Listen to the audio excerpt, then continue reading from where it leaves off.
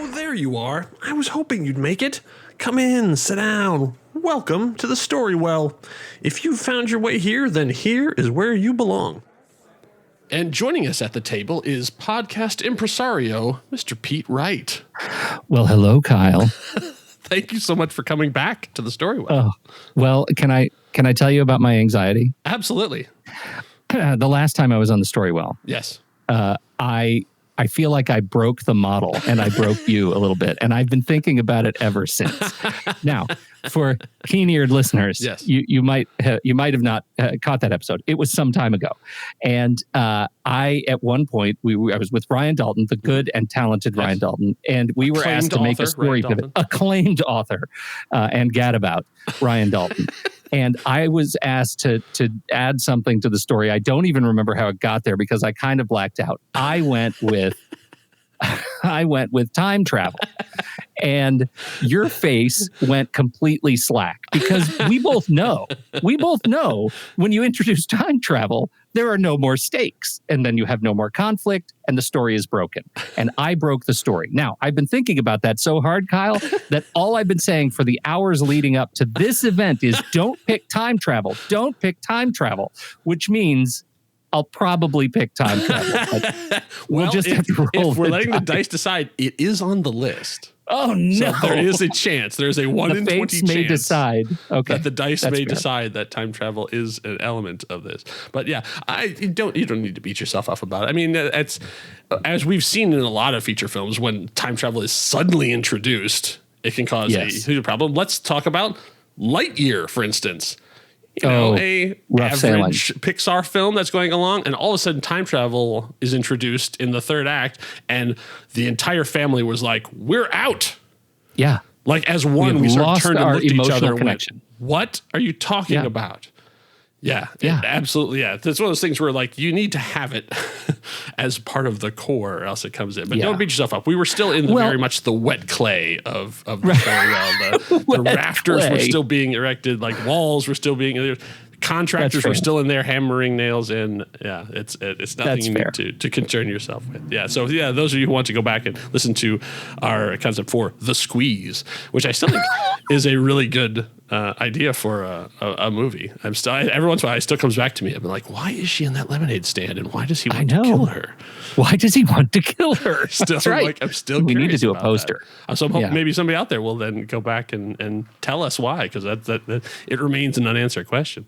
Hashtag Storywell. Speaking of unanswered questions, I have a question for you.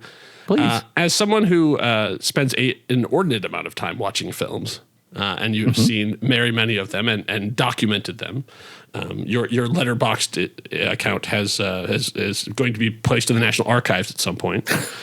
How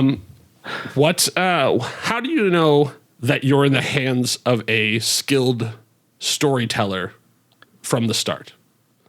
Like, what are the things that when you first sing down and after the credits are rolled and stuff too, that you go, oh, you're about to take me on a journey?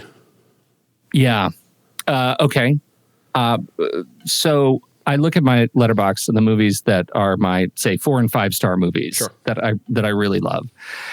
And the movies that come to the top of the list are movies that from the jump are movies where the director and the writers trust me as a participant in the experience. Okay. I've seen Midsommar a number of times. It's one of my very favorite movies. And I know you haven't watched it, so I will step away from spoiler territory, but I will tell you that movie trusts me. Ari Aster trusts me to be a participant in the journey of those characters, such that I know I have to work a little bit to fill in blanks that they're not actually telling me. Now, on the other side of that, you have movies like, I don't know, Aquaman and the Lost Kingdom. We've been talking about that in the pre-show, where it's a movie that doesn't trust me at all. It doesn't have faith in my ability and my cognition to be able to see what's on screen without telling me also what's on screen. Through dialogue or voiceover, and how to feel about it, right? And I feel like that is a real sign to me that I'm in good hands. Like, the movie may be completely bonkers. I've already recommended to you today to see The American Astronaut by Corey Maccabee. Mm-hmm. That is one of those movies that is absolutely off the rails, but it is competent as a story, and I enjoy every frame because I know that Corey trusts me to keep up. And I think that's an important part of it, right? Look at the Dune movies. Look at Denis Villeneuve. Here's a guy who trusts me so much that he comes out in the media afterwards and says, I hate dialogue. I just dialogue's for TV, right? I don't need to tell you anything, right? I need to present you with things that will make you react at an emotional level, and it plays. It absolutely plays. Yeah, I find that interesting that he said that too, because as a writer, then my hackles go up instantly of like, ugh, like. But Kyle, writers don't just write dialogue. Oh, exactly. Right? But and on the one hand, there is a long tradition of silent films. I have been on a real kick lately of watching some silent films and trying to get what I can sort of without words, like how much you can convey with facial expressions and that. And this also goes along with the conversation I've been having with my daughter, who is now on Letterboxd, who is Excellent. Like, she has now started to chart her things. I was very proud of the fact that her bio says, I just watch what my dad tells me and he has good taste. And that's honestly true. She's a good egg. Keep her around. She has seen a lot of film, but it's all basically me saying you should watch this, and then her watching it. She on her free time, she will scroll for TikTok for 2 hours, and then hate herself. Yeah, which then we have to undo that damage. But but she will not seek out a movie on her own unless I sort of put it in front of her. And that being said, I have shown her stuff that she has absolutely loved and has become like her favorite films of all time, and some stuff that she will never ever watch again. Like she'll, she thanks me up and down for introducing her to Scott Pilgrim versus the World, and then goes, "You really thought I would like Brick? You really thought that?" I know, but she's 16, and what are you going to do? I don't think she quite understood the noir. Yeah. Some of what is going on with Brick is, you have to have a little bit of grounding in genre. I think that's my fault. Like if I'd shown her like The Third Man or something, Maltese Falcon. If you don't know what a MacGuffin is, right? Exactly. I made that point about the MacGuffin. She's like, "What's a MacGuffin?" I was like, "Oh, I guess I failed in this aspect of it." Yeah, it's the Egg MacGuffin. Right. It's a really great sandwich, but there's no food in it. Hey, he'll be here all week. I guess just on the other side of it, what are the things that from the start, like very early on in the first, say 15, 20 minutes, where you're like, oh no, like I don't like where this is going at all.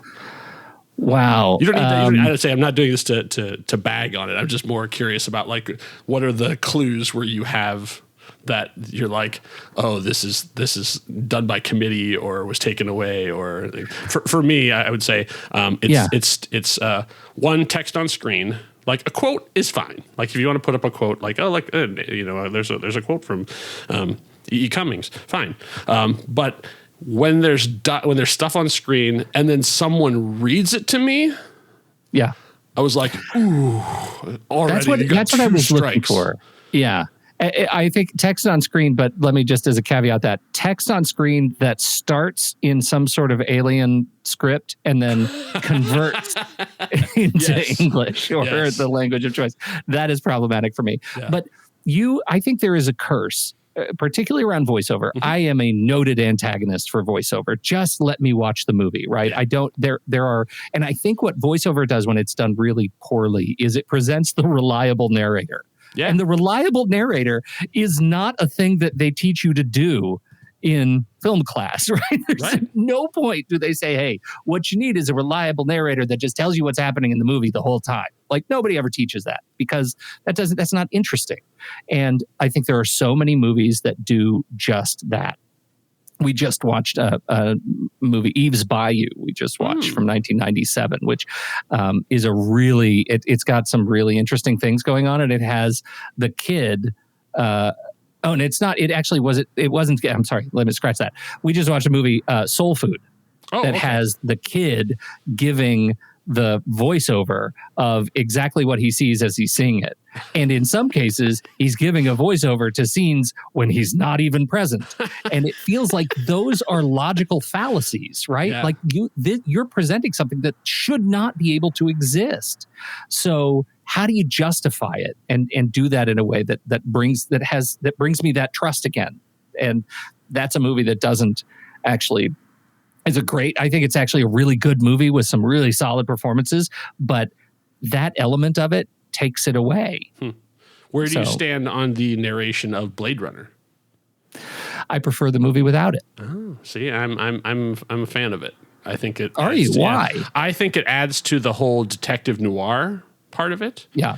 So I like the fact that I am with Deckard, like that. Yeah. We're working the case together. That sort of that trope of like the Sam Spade of working. I can get that through it. I can get that as a genre argument, but the problem that I have with it is that it makes you. I think it's by the end of the movie when you sort of are allowed to interpret what is going on with his character as they drive up the valley.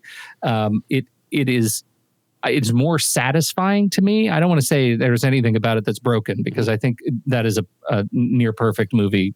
Both versions, all the versions, many versions, many versions. Yeah, but for me, I find it more satisfying to live in a space of uncertainty, and I feel like the voiceover is trying to give me more certainty than I think the character deserves.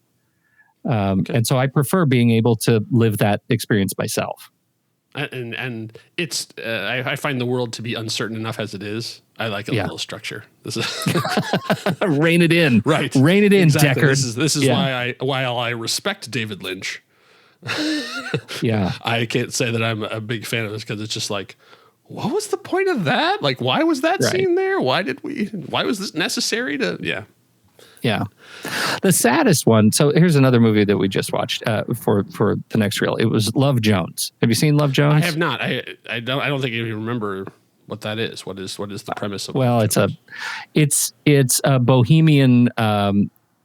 Sort of bohemian friendship movie, right? Okay. Where we have this love triangles and characters they're young, they're hip, they go to slam poetry sessions and get behind a mic. And this is one of the things that I struggle with because I think I'm an island in this movie. I think the people who fell in love with this movie fell in love like it's a generational conceit. It's like me and Reality Bites, right? Okay. Like I know there are issues with Reality Bites, but I saw it at a certain age, and I have a connection to it. I feel the same way about Reality Bites and about Rent. Basically, I end up being a defender of Rent too. I'm like, yeah, I understand there are flaws. I understand it, but at the same time, it hit me at the right time, at the right age. Like I was there. Like I was a Rent head like in '99. Like I was, so it's like I can't, I won't disparage anyone, but at the same time, it is a formative thing. Yes. And for a lot of people, I think Love Jones is that. It shows relationships that move pretty fluidly. But when I watch the movie, it is really poorly. It's like nobody talks like that, right? Nobody exchanges dialogue like that. Nobody lives the way they do. Like every element of it is unbelievable. Yeah. And it was poorly cast. Like none of the characters do I ever believe are actually living the lives that they're living. And so I struggle with that movie madly. And it's not because of any issue of trust. I think the script itself could be polished up and demonstrate these relationships and the romances in a way that's enormously satisfying. But so many other little pieces fell apart. This gets back to your question, like how do you know when things are off the rails? I know it immediately in that movie because I have no other connection to it. It's just pragmatically, poorly constructed for me. Yeah. And I couldn't stand. I could not end. It's not a terribly long movie, and I think I looked at my watch 300 times. Yeah, that's always probably, especially when you're watching at home. It's the phone test. Yeah. Like how many times have I been like any emails? No. Right. Any like tax documents need filing? Right. Exactly. All right. Well, speak of poorly constructed. Let's see if we can poorly construct a story on our own. So I have my charts here too. We've been talking a lot about film. Do you want to do film, or should we let the dice decide what we're going to? Well, I have been listening to the show, and I think has anybody actually chosen the thing, or I think everybody's let the dice decide. No, not everybody has let the dice decide. So I mean, I leave it up to the guest. So okay. I think for this one, we should let the dice decide. Okay. All right. So then our format will be rolling a 6-sided die. We have rolled. Oh, look at that! We rolled a 4. It's a film. Okay, so the fates have spoken. They're like, no, you guys are talking about Spawn movies. 2. We're gonna make Spawn 2, Kyle. The spawning. Get James Cameron on the phone. He knows all about it. Okay, so let's. Okay, what's next? All right. So next we're going to do genre. So let's we'll roll our first die for genre. We have rolled a 15. Oh, it's a fairy tale. Did I mention Spawn 2?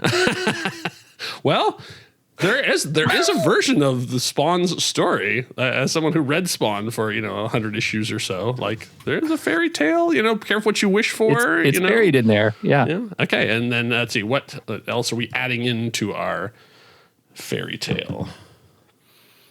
It is a fairy tale. Oh, using a public domain character. Interesting. That has come up a couple of times now. Okay. So it makes sense. Got fairy tale and public domain character and stuff too. But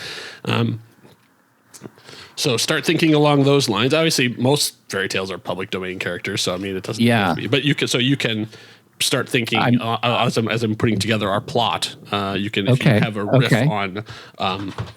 Cinderella or Sleeping Beauty or any of those fairy tales, or even obscure ones. I mean, there's sort of Disney has claimed a lot of them, but there are some pretty obscure. Is the Pied Piper public domain? Does anybody? Is it Disney's Pied Piper? No, Pied Piper is totally available. So one of the things I am so interested about the Pied Piper character is the way I think it's really perfect for right now. Right. Okay. For right now in our social media Anthropocene sort of epoch, right? That here is this guy who is able to sway a community of rats or mice or whatever he's doing, but to sway a community to follow him, right? It's kind of a rise to power story. Okay. If you swap out the mice or rats for the masses. Okay. All right. What do you think about that? I think that's actually it kind of fits into sort of what the plot has shown up here. I think there's one. Oh, right. You're going to roll more dice. We have more dice. So I'm using the story engine. So this is storyenginedeck.com. And so we have a plot. And obviously if the wheels are already turning. So if you don't want to do this, but this does kind of fit kind of what you're talking about a little bit. So there's one swap I'm going to do already because there's one weird thing that has come up in our thing in it. So right now it is a fortune-telling villain wants to unravel the mystery of a costume, but they will owe something to someone they despise. Now, costume is what I'm tripping on here. I don't really like that. What does that mean? So costume, the other choices on there are a performance, a script, or a stage. I think a performance kind of fits what we're talking about a little bit better. Okay. Are you okay with that? So read that again. Okay, so with performance. A fortune-telling villain wants to unravel the mystery of a performance, but they will owe something to someone they despise.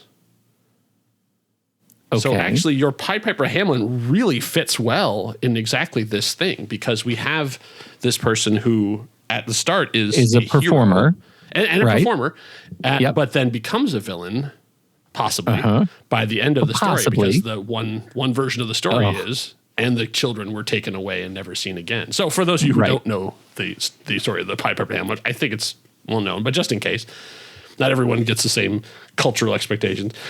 Yeah. The Pied Piper Hamlin, the story is that there are a small town, Hamlin, is overrun by rats. And so this is how I understand it. If you've heard a different version, then feel free to stop me. Please. And so there's just rats everywhere. And they find either the person, if they come to town or basically they call upon the services of this person, the Pied Piper. And the Pied Piper is a person who is a piper, so he plays like a flute of some sort. Pied meaning the clothing that he wears is brightly colored. Pied Piper. Mm-hmm. So they bring him in and they say, all right, we'll give you, 100 gold if you will use your enchanted musical magic to lead all of the rats out of our town. And he says, you have yourself a deal. And so he goes and plays the magic pipe, and all the rats fall in line, and they follow him out, and out to the town they go, and they're gone. And we don't know what happens to the rats. They exit the story at that point. They go to a farm upstate. That's and right. That is how the story ended. That's right. For many children. Turns out he's secretly a rat breeder. Yeah. Right. So then he comes back to town and goes, hey, I solved your problem. Now I have my gold. And the mayor goes, well, our problem is solved. I don't see why we should have to pay you. And so he's like, if you don't pay me, you're going to really regret it. And they're like, haha, Piper, take your pipe, put it where the sun don't shine, head out of Hamlin. So the Pied Piper leaves and comes back the next day and uses his enchanted pipe to pipe away all of the children of the town. He uses the same magic, draws all them away, and off they go. And then in many versions of the story, that's it. The end. Yep. Always pay the piper. That's where the phrase comes piper. From. Sometimes I think there are versions of like they pay him and the children are returned. But many, I think in the original version, it's like, yep, this is why you should always pay your performers. Yes, this is actually a union story. Yes, honestly, I think the current head of Warner Brothers should be paying attention to this. After Hot Strike Summer of 2023, I think people could learn a lesson from the thing. So this story is timely. It is relevant for sure. Okay, so the question is, you said something provocative to me, which is like to what degree is our Piper does he break bad? Like, is he the one who knocks? Right. Yes. Right. Like, that could be an interesting story. So it's either because the alternative is it could be some sort of a redemption story. But I kind of like the idea of building a Pied Piper universe, cinematic universe. Sure, of course. And then in the next in episode 2 we introduce the drummer, and then by the time we get to all of the band members, then we have our musical Avengers. Exactly. Infinity Band. That's right. Yeah. Infinity Band.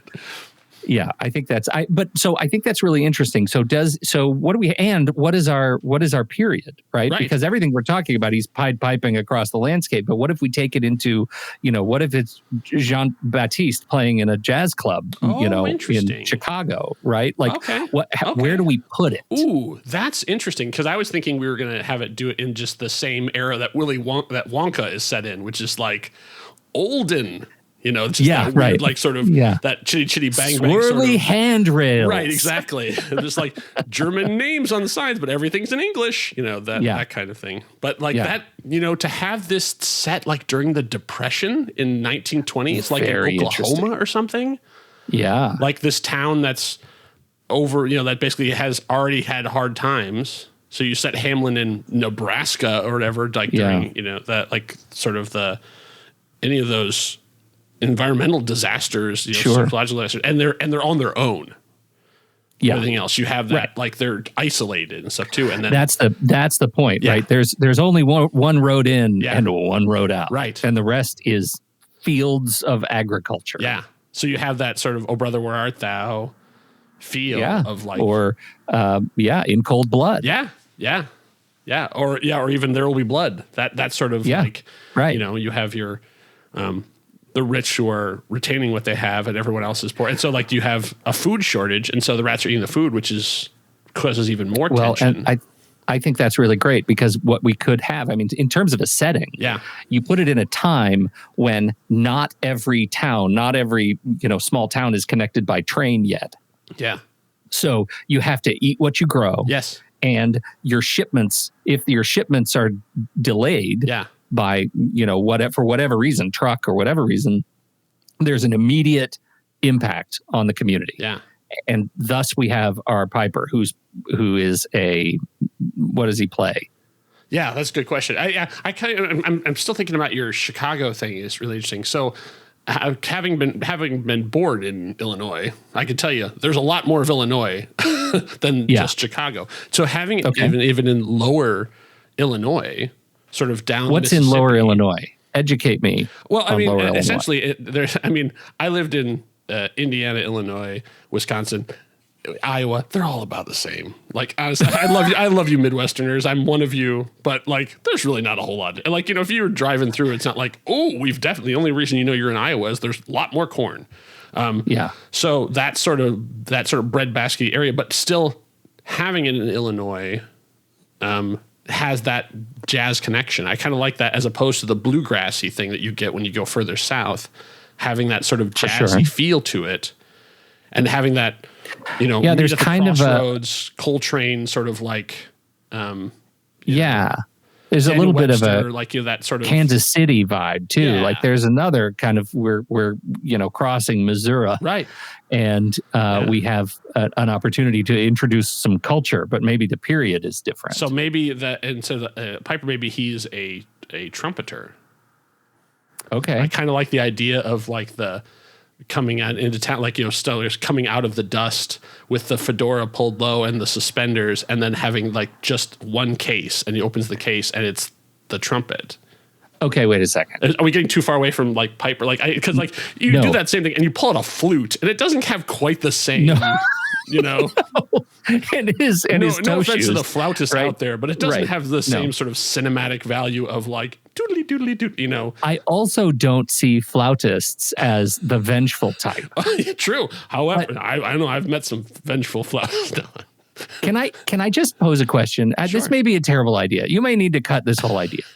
So you just told the entire Pied Piper story, right? Sure. Like it's a great story. The way I understand it, yes. Would it be interesting for our film to pick up the story at a different place than the beginning? Okay. Right? What if we pick up the story when the Piper comes back to town? Oh. Right? Interesting. Because then there's a vibe of kind of a El Mariachi vibe. There's, because you get that case opening, like that dramatic case opening sequence. Like we could, talk about trusting the audience to get on with the ride. Yeah. We could have a guy, our Piper is just coming back into town with his trumpet and he's checking off names. Okay. So because he wants his payday. Okay. And now we have John Wick El Mariachi. Okay. So he's still our main character. Like we're like we start on his boots walking on the dirt sort of. Can you even imagine another way to start it? I can't. Well, that's what I was saying. If he's the boogeyman, then we would start it as like, hey, I just got to town. What's everybody so upset about? And then said like, who's that guy? But if you want to have, he might be broken already. Yeah, is what I'm saying. Yeah, like sort of. Weirdly, the first movie that came to mind of that was The Wraith. I don't know why that was the one. That was another deep cut. Wow. Yeah. Okay. A great name for a pretty terrible movie. Terrible movie. Yeah. But the idea that this is a year later. Yeah. He took care of the rats, and they're very far upstate. Right. From the farm, right? Right. So they're living with Willard. Right. And he comes back to town and he has to meet whoever, the mayor or something. Yeah. And now we've introduced, probably, if we're in Illinois, we're in Chicago, we've got organized crime. Oh, that's interesting. Yeah. Like maybe the mayor is sort of the crime boss. Or is this the new mayor who doesn't really know? Oh, even better. Like essentially you could still have like the criminal organizations who have subservient to, right. Yeah. But then this is the newly elected mayor who's like, I wasn't around for that. I don't know what you're talking about. Like you'll get nothing. Yeah. Like the other mayor died. Let's say even under mysterious circumstances. And this is the, lieutenant mayor or whatever has taken over and has inherited this problem and now doesn't know it. So like we can then sympathize with this person a little bit because they don't know. But they also don't necessarily need to be a good person. No, exactly. And we could have it like, oh, are they going to be the one to honor? No, they're not. They're going to actually go along. Nobody's going to honor the deal. Yeah. Where do you stand? So this is it's a bonkers story, right? The Pied Piper, and like who's following the horn? The question is, how far do you lean in to what could pretty easily be written as supernatural, something that is mystical going on? I kind of like the idea of that we don't exactly know. It's sort of, you have that thing of like, there was a secret chord that David played that pleased the Lord, like that sort of, that there's something out there, like there is a series of notes or music that you could play that could do this. But if only you knew them, if only you could exactly. unlock it. Like, and you can even have this guy really lean into that thing of like, oh, I was, well, I heard this fiddle contest and he built a fiddle of gold against his soul. And I don't know, it seemed weird to me, but afterwards I was like, hey, standing at a crossroads. Right. Yeah, exactly. So you could have him sort of talk about that, that he was, trained on, by whatever, and it could all be a lie. We never see. We don't need to know. And it's just, this is a regular guy who has this ability in the same way that Baba Yaga, that John Wick is just really good at doing what he does. But he's so good that it is tantamount to magic. Yes, exactly. Yeah, I think that's the way to do it. It grounds it in a way that I think, but it's never. We're not going to see like beams of energy shooting out of his horn, right? Or like like do we or the Looney Tunes thing of like the music montage? wrapping around children as they're floating down the street, like nothing, none of that far. You ever get a montage of him leading other things around? Like, him just like working his way up. Like, all right, I've got rats. Yeah. Now if I can get a deer, spiders and rats and a deer, and wait till I get to bison. So the cheesy horror movie version of this is he summons the rats, and the rats work for him. Now, are we going that direction? Like, this could very easily veer into the Pooh, Blood, and Honey sort of cheesy horror movie thing, but I like to keep it a little bit more in the something wicked this way comes, just eerie. Well, yeah, because so much of this, I think, is there also should be a threat of him using the chord, right? There should be some threat to him using the chord, because that's the power of belief. Like, that's the power of tricking people through misinformation to do things at your bidding. So I feel like, we have to somehow build in that we need a vessel for someone who can deliver that message, that the piper is not necessarily one to be trusted. Yeah. So in that way, we have the piper as kind of our principal character, but he's already the antagonist. We don't have anybody to play off of him. True.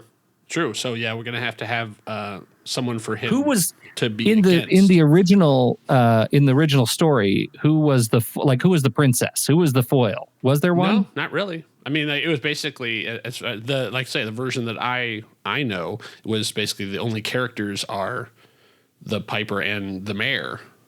Yeah. So there never really was anything else going on in that. Now, if he's from a drifter, if he's from outsider, which I think the piper traditionally is, then he's not going to have a lot of connections unless he made a connection when he was there as the hero. Because the last time he was in town, he was the hero, and everybody loved it. There's probably a parade. I mean, there was probably a huge. And maybe as he's walking into town, he sees like graffiti images of him in a heroic pose on the side of a building that's fading away. Like a poster for the celebration of it, like with like a stylized sort of image that's all faded and stuff too. I mean, he might even have the key to the city. He opens his trumpet case, and it's like it's right there next to the trumpet. Yeah. And like you could have that like with him as the thing, and so then it was just at the last thing where worse heads prevailed, and they were like, "Yeah, but we're not going to pay you." I mean, or it was such an insulting number. Yeah. So who is that? It's either. I don't know. If Warner Brothers is making it, we have a crime lord. We have a kingpin. Yeah, the guy behind the scenes who really runs the town, and basically is really because it is. Well, I guess if we're going to bring in prohibition, then that is the main business of this town, even though people don't like it. Right.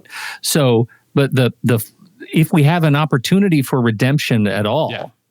as the Piper comes in to exude his authority over our kingpin, he has to run into someone, an aide, a quote brave young girl, there has to be a major kid, because then eventually that kid will be hypnotized, potentially taken. Yeah.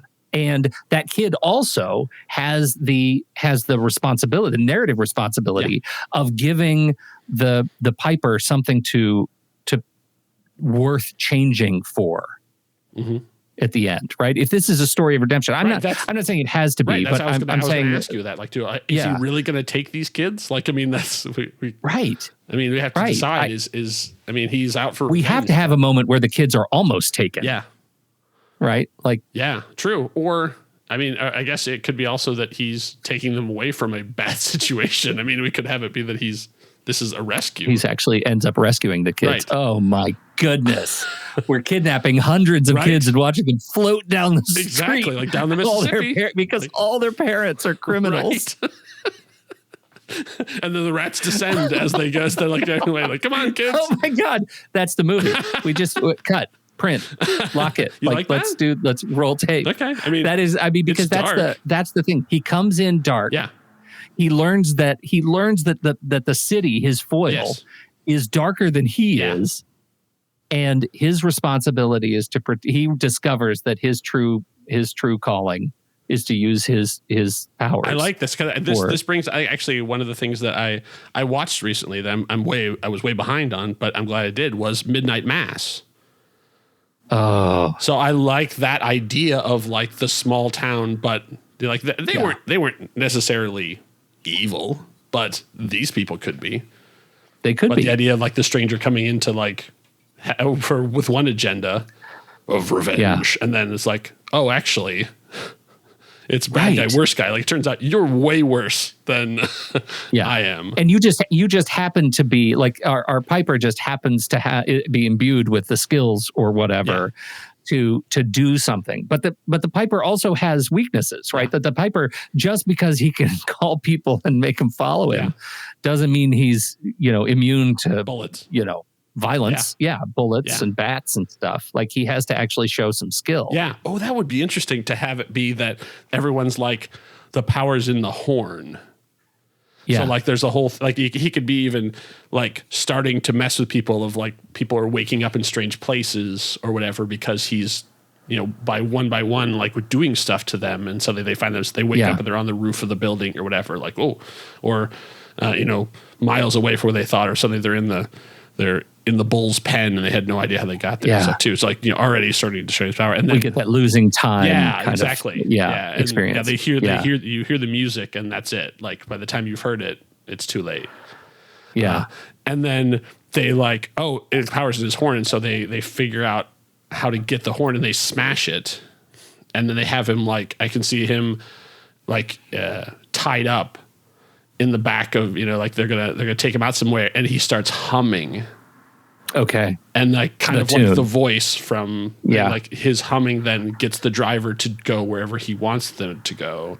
And he realizes the true power of his music. The power is in him. It doesn't in the horn. Yeah. It's him. Yeah. The awakening. Yeah, exactly. And then you can show him like going into the pawn shop and just picking up anything off of the, smashing through the glass, and then picks up anything the pawn shop is the pawn shop owner says, what can I do for you? And he just says, give me something loud. Yeah. Right. You just get that moment. Yeah, exactly. I love it. Yeah. I love it. Okay. We can have this like elaborate like trumpet that he has that's all engraved and all this kind of stuff, and so you assume it's that, but then that's like the third act twist is like he gets knocked out, and it turns out no, it was never the horn, it was always him. Yeah. Is there a love interest at all for him, or will there be like young lovers? I mean, it could be that the mayor, could be the mayor is a woman, and she's set to be married to this guy who's just down on his luck.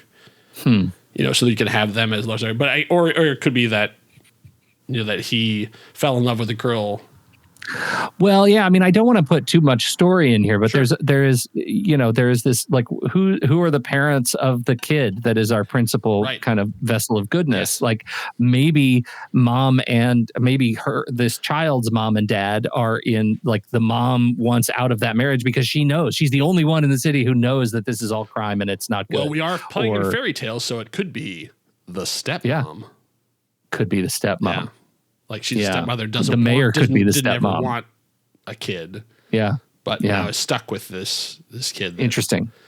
Because that gives us the piper gets to confront his past, right? We get the discovery of the true power of music, right? Yep. And we also get the sort of resolution through forgiveness. Mm-hmm. Of, now we know you did this thing, and in the process of doing, like, coming back into this town, I assume violence ensues somehow, right? Right. Like, we have to see the energy, the conflict. Yeah. We have to see the conflict. It'd be interesting to do sort of a Yojimbo thing of him somehow turning people against each other. Wait a minute. What if it turns out that the new mayor has a similar ability? Oh, interesting. Right? And now we have he exposes the malfeasance going on in the capital because the mayor also happens to be a piper. Yeah. Or of some sort. Right. Interesting to have, like, that's when she gives speeches, everyone's enraptured. Yes. And it's because it's her voice. Like, she has that thing. And so then when she ends up, oh man, oh, that's so good. Yeah. Because that's like in the final battle, then it's a duet. It's her singing and him playing. Yeah. And that is what, like, puts it over the top. And they're like, of course it's at a festival. Oh yes, of course. It's like a big and this is festival. Effectively Harry Potter and Voldemort in the last movie, right? Yeah, but also a little bit of the power of music. Hunger Games, Ballad of Songbird and Snakes. Like, it's that sort of, like, it's the power of the performance, and so like they get on stage and they have the band, and then they have the amplification, and suddenly the whole town can hear them, and now it becomes like the song. Yeah. Which is sure to hit number one on Spotify streaming. Absolutely, because we're building a marketing ecosystem. Exactly. Yeah. And we're going to have branded instruments. Yeah, so I think that makes her... I think that we have it look like she's going to go along with the corrupt people who are doing this, but then does she gets the conscience, so she goes the other way. So I think it's the two of them become the parents, essentially, of all of these kids as they take this boat, and like the last thing is out, and the kids, like, celebrating on this boat as all their parents are eaten by rats in the background. That's all it is, right? You just see the rats coming into town. Exactly. And maybe not even all of them at once, maybe just a couple. Yeah. And, like, you see them, but you never see, like, from a CG wave. No. Well, yeah, exactly. Just like, you just hear a scream. Right. Just and one, you can just see, right? Like, from the boat, they're looking out, and just the lights are going out in the town as, like, the wave of rats come in. Yeah. And so that gives us, that gives us all the major kind of elements. And so at the end, we expose the corruption, and we re-deliver a purpose. We deliver a new purpose for the piper, right? And so we already know he knew how to save towns from rats. And now he's going to save, groups from malfeasance on a larger scale. Yeah, he starts out as a character of pure revenge, like that he is out for vengeance.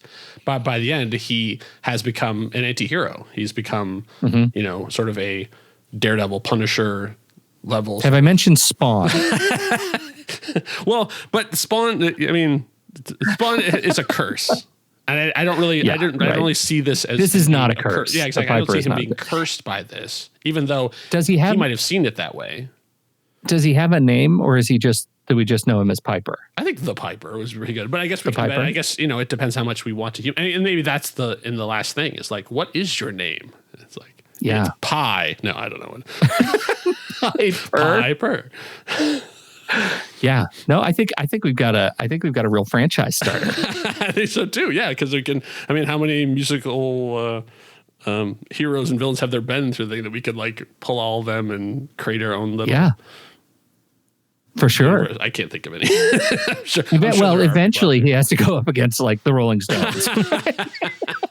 That's like the fifth movie when they give up and they just make him go up against the Who. Yeah, yeah, he has to go up against a true jazz performer because it's about the notes I don't play. Oh! Of course, silence is golden. Oh, that's good. Uh-huh. Okay, so all right, so then we're getting to the two hardest questions. Then I guess who do you see as starring in this? Like who is your Piper? Like this is a movie, so like let's say that this is coming out and up against Batman 2 in 2026. This is not a hard question. It's not a hard question. And I am actually surprised that you didn't come up with this, given the conversation. We've been talking, so the listeners don't know, we've been talking for like 2.5 hours. We only just got to the business. That's right. I cannot believe that you didn't come up with this first. I am delighted that I get to say it. We've already seen him deliver this kind of vibe in a film. Okay. Of course, in that film, he had to put on driving gloves. I'm talking about Ryan Gosling. Oh. He's my Piper. Wow. That's pretty good.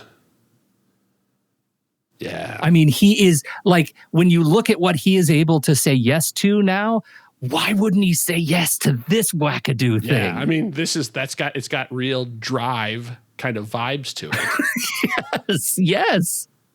But it's way away from Ken, which I think could be interesting. Yeah. Oh yeah. And it just seems has like he can brood too. This is what you need.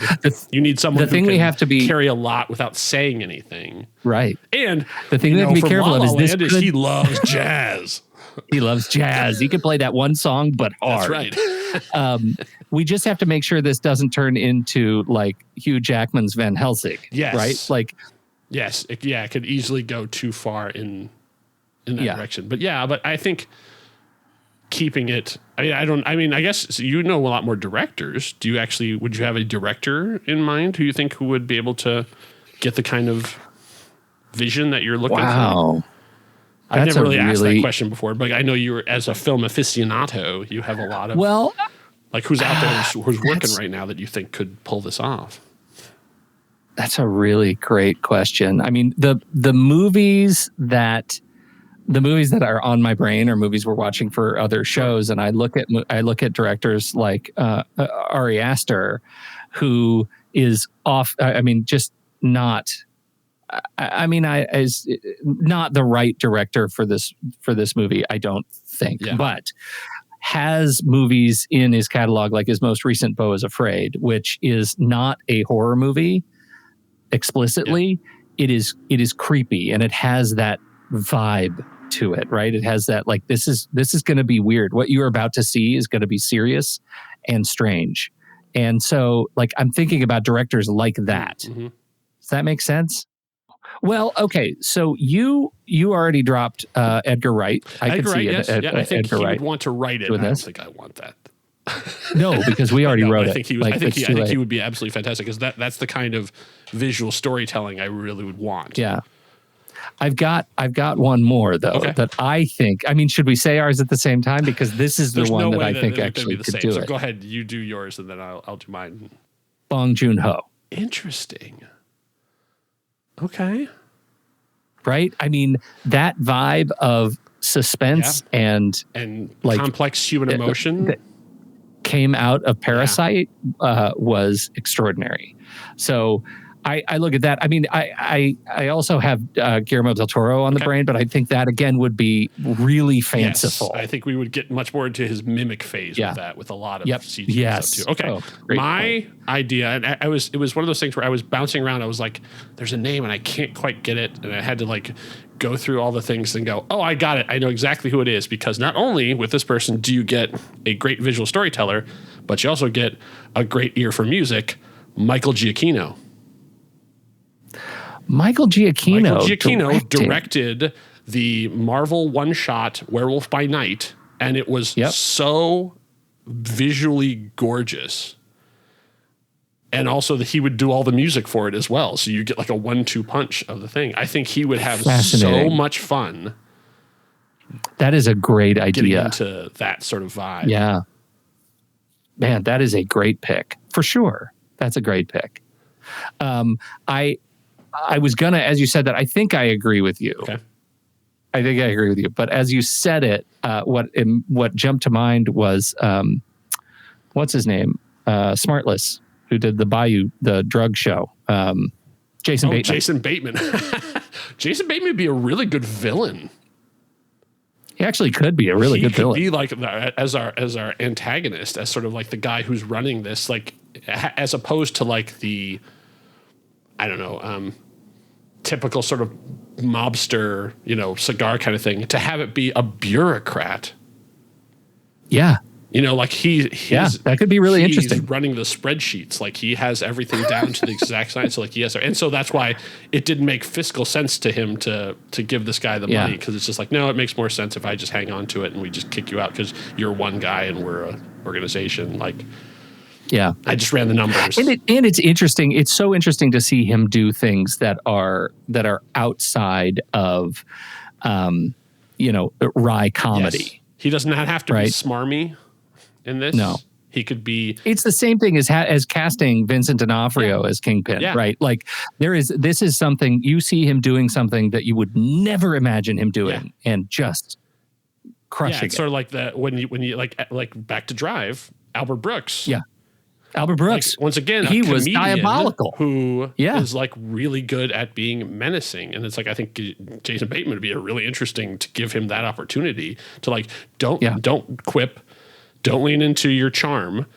Like, be just as cold and serious as you can. I think he really could do a nice job of it. Yeah. That's Ozark Bateman. Yeah, exactly. Right? Ozark. I think you could pull it off. Sort of vibe. Just don't give me Thunder Force. Whatever you do, there'll be no crab hands. Do you have a idea for the female lead?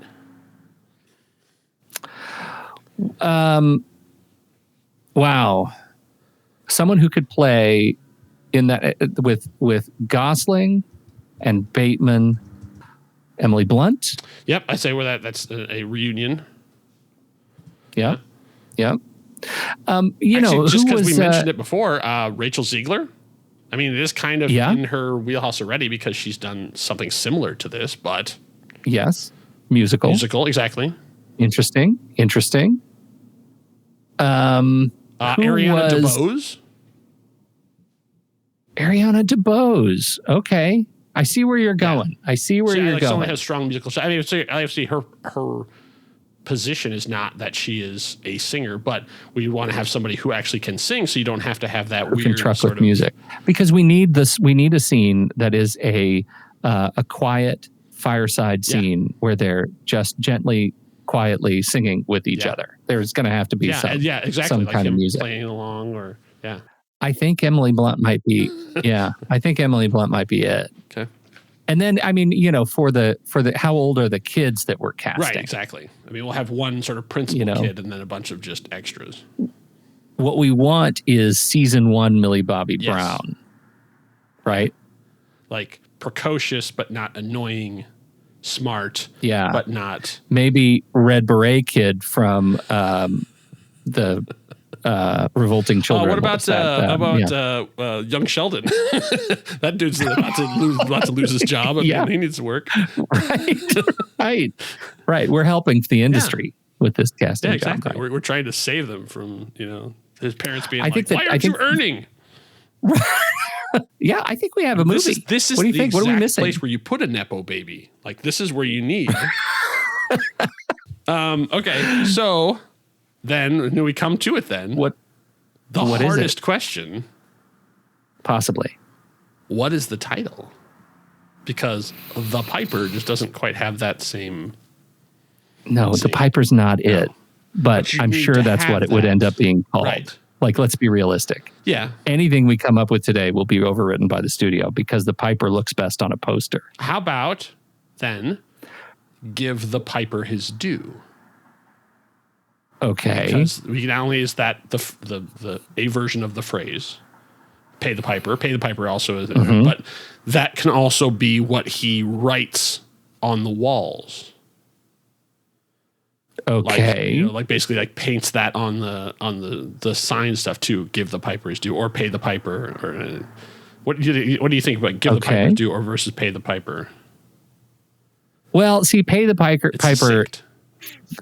Well, it's succinct, but it also feels like, oh, Chucky's home, right? It feels to me like it's going to be slated next to lesser movies. Okay. Well, it'd be next to Paycheck and Payback, so that's not too terrible. No, that's true. That's true. You're setting the bar. Well, exactly. Higher. Like for the everything I'm looking for no longer exists. So it's like, yeah, right. In Blockbuster, you put them right next. Oh no, in Best Buy, you put them right next. Oh, I guess alphabetical doesn't really matter anymore. No, it's the algorithm. You put them next to the search box. That's right.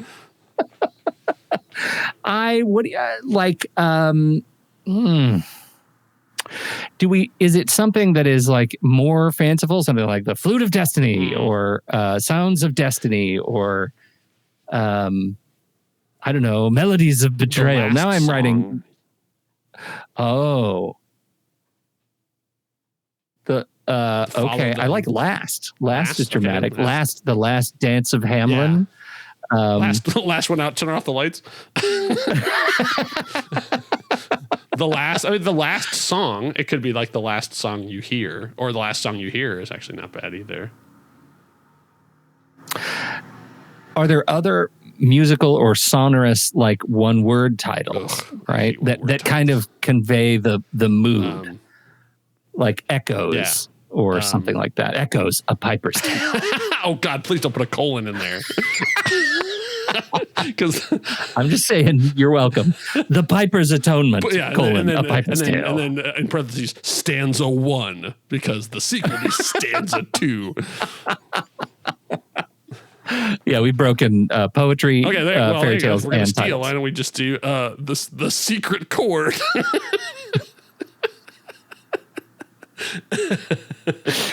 Okay. I like where you're going. I think we can do an original one. Maybe it has something to do with children. Is there something to do with children? Like All Fall Down. All Fall Down, man. Too bad that was rough.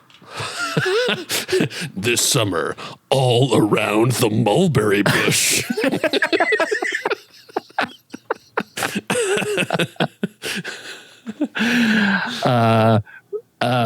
Rat Impact. The song that never ends. Now you've reached Pooh, Blood, and Honey. I'm coming back around to the early one. What was the first one that you said that we liked? Pay the Piper. Yeah, maybe it's Pay the Piper. Is good because then you can have. I think that was it. We did some Blue Sky. I mean, the visuals of it too, of like it's like hand scrawled on a poster kind of thing. Mm-hmm. Pay the Piper. Yeah, and of course, franchise potential because you can do a lot of things to Pay the Piper again. Kill the Piper, right? So, pay the Piper more. Have a drink with the Piper. The most. Pay the Piper, interest is due. This summer, pay the Piper one more time. Okay. I think we did. I think Pay the Piper is our way to go. Did we land on era? When is this? Is it still? I think it's sort of a Depression era. I think sounds good. Okay. So we can do it in that span. We don't have to like put a specific date on it. What I like so much about it is there are going to be a lot of fedoras. Yes, a lot of fedoras. A lot of good hats. Yeah. And I still think it's sort of like not a lot of cars. So like we can have sort of and it's on the river, so we can have the steamboats in the background and stuff too, as like the hooch is coming in. Oh, it's all about the hooch. And then so like as they for sure they go away, they can have like, come on kids, crack open the bottles. Crack open the hooch. I like having just children who are charged with like rolling barrels up a giant hill to town, from the dock. That gets us right into the whole like let's save these kids thing. Gotta save the kids because they're working on the river.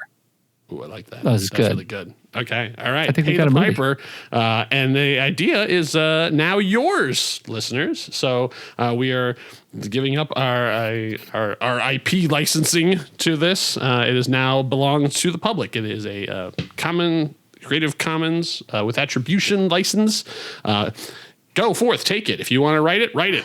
All we ask is that you link it back to us. You're inspired. I'd love to see some art. I'd love to see your version of the Piper. Obviously, we had our idea for casting. If you have a different idea, if you want to put somebody else up there, if you want to have a Lenny Kravitz as your Piper, let's see it. I want to see it. Like maybe it's a Lenny and Zoe joint. Yeah. Maybe we do a father-daughter thing. Let's get Lisa Bonet some work. Come on. For sure. There's a whole another way you can go with that. I would love to see it. So if you were inspired to write some music for it, I'd love to hear what you think the Piper's song sounds like. I mean, any of these things, I think would be fantastic. So please just link it back to us. Let us know what you came up with. And then take it from there. If you go off into Hollywood, we'd love a cameo of just like two of us just sitting at a cafe as the children all march by. Be like, I'm not a music fan. I would love to, yeah. Wah, wah. And maybe we hear the song and our ears start bleeding. Yeah. I would give just about anything for bloody ears. And have the coffee cups shatter on the ground. I love it. Oh, I'm all for it. My kingdom for a shattered coffee cup. So once again, thank you for returning. I would say triumphantly to the story. Did we do okay? You did great. And no curveballs were in there at all. I think I absolutely love this idea. I really hope that someone takes it and does something amazing with it, because I, for one, want to see it. I am very surprised that we ended where we did, given where we started. That's right. It's all right. Yeah. Well, thank you for coming along and joining us back here at the Storywell, Pete. Absolutely my pleasure, Kyle. Anytime. Well, the stories won't write themselves, so back into the world we must go. If you'd like to hear more from Pete Wright, he's got his own shows out there. You'll hear him as the co-host of What's That Smell?, a sometimes funny anxiety podcast. Or with me on Sitting in the Dark, discussing our favorite horror films. Those, alongside my audio drama, The Swashbuckling Ladies Debate Society, are all available in your podcatcher of choice. Thank you for stopping by. If you're in this part of the world again, there will always be a place for you here at the Storywell. Now, go tell your story.